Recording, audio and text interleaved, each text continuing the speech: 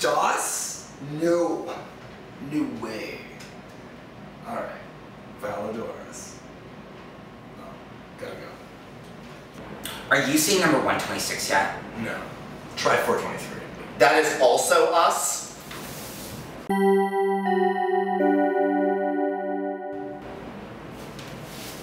Well, what's the problem? Huge problem. Huge. Like, for real. Like, I can't even. Do you have a warranty? Of course we have a warranty. Do we look ill-prepared? We've obviously thought about this. And more to the point, if we didn't, you just wouldn't help us? I'll remember that. I'll remember that. I'll give you a carbon copy of the warranty and I'll obtain the original. Thanks. Yay. I'm seeing a blue screen of death. That's racist, right? Okay, let's retrace your steps. What were you doing before you saw this screen? Well, nothing.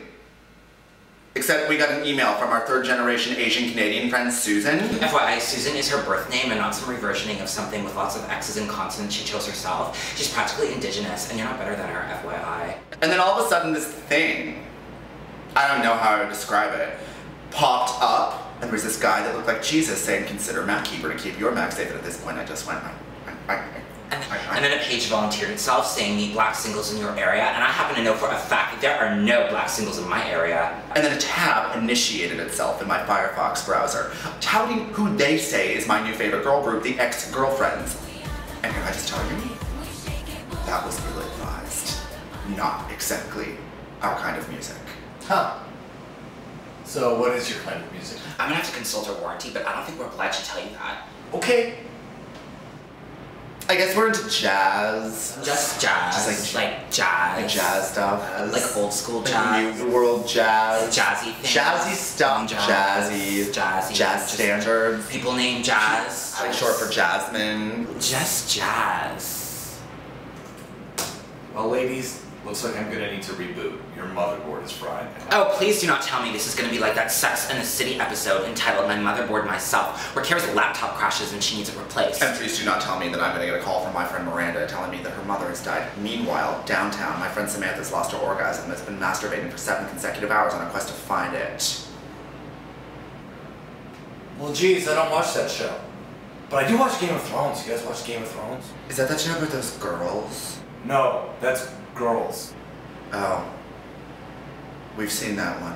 Is it fixed yet? We haven't checked our email in weeks. Well, this is what I was able to retrieve. Let's take a look. Okay, there should be a DVD rip of the entire series Grace Under Fire, a photo folder titled Judy Tenuta with subfolders titled Vintage Promo Candid, and a Microsoft Word document titled Petition of Canadian Support for Roseanne's Presidency.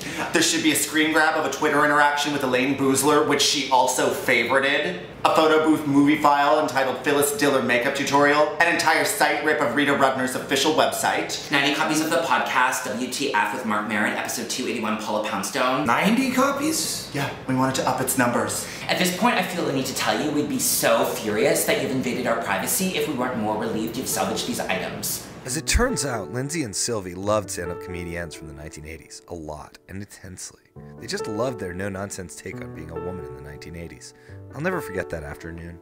Them showing me clips of Joy Behar giving Control Top Pantyhose the what for, then me showing them clips from Game of Thrones. They didn't like it. They found Peter Dinklage, and I quote, unnerving. And who could forget, after I reformatted their computer, we needed to reset their password, and I suggested anodized clay. Well, they washed my mouth out with soap. Then I suggested Pauly Shore, and they washed my eyes out with soap. At this point, I couldn't see or speak, and before I could sound out Sinbad, they washed my ass out with soap, and sodomized me with a classic Atari joystick I kept on my desk, while angrily reciting Ellen DeGeneres' First Evening at the Improv set on loop for the next 36 hours. Some might call it, well, a hostage situation, but to me, it was the best years of my life.